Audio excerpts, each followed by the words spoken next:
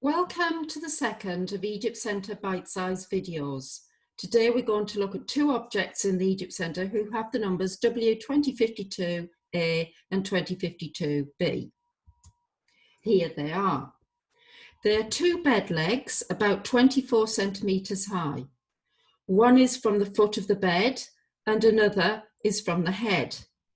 This one here depicts Bez. You can see he hasn't got his head on, he is missing his head. And this depicts the hippopotamus goddess.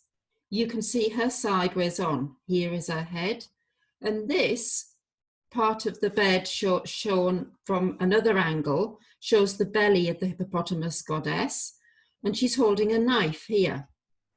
On the inside of the bed is a yellow snake.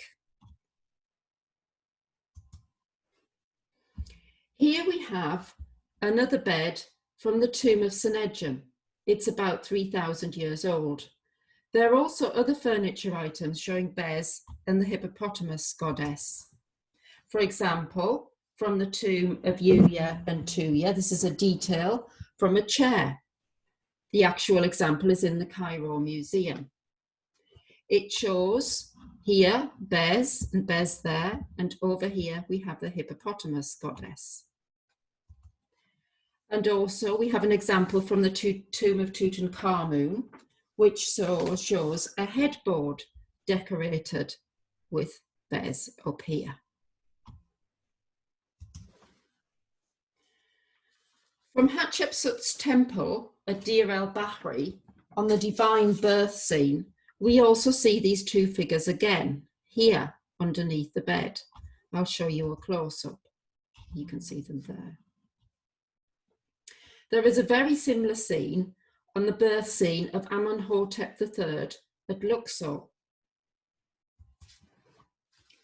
So, what may these bed legs have been used for? Are they decorated with Bez and the hippo just to look pretty? Well, possibly. This book here mentions several ostraca. Ostraca are pottery sherds or stone fragments from Deir el-Medina. Some of the ostraca talk about women's beds or their decoration, and Egyptologists have wondered what these might be. One of the women's beds is described in relation to a birth amulet. Going back to Hatshepsut's birth scene here, I wondered if these women's beds might somehow be related to ours, in fact were ours women's birth beds. Another Egyptologist had written a paper on birth beds and identified these objects here as possible birth beds. They have carvings of the image of Bez.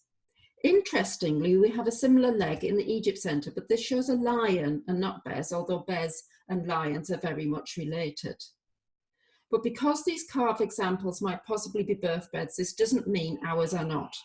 One doesn't exclude the other. On other ostraca from Deir el-Medina, we have painted examples showing possible women's beds. Here you can see a bed, and this has a snake along it. Here we have Bez, and it's a bit difficult to see what this depiction is here. It could be another Bez figure. There is a child on the bed and a woman with it. This is a type of scene that shows women nursing their babies or taking care of them shortly after birth, or at least that is what is believed. Spot the snake on this example here. I'll give you a moment to find it and then I will point it out. There's the snake. But of course, Bez and the hippo are also associated with life after death. And so it is quite possible that ours are from a funerary bed, though Bez's funerary link is not really clear until a late period. Besides, in ancient Egypt, items associated with birth were often found in tombs, as it was believed that in many ways rebirth in the afterlife paralleled birth. If you want to know more about our bed legs, because this is just a taster, have a look at our website. this is where you can find about the bed legs. They're also published in this book.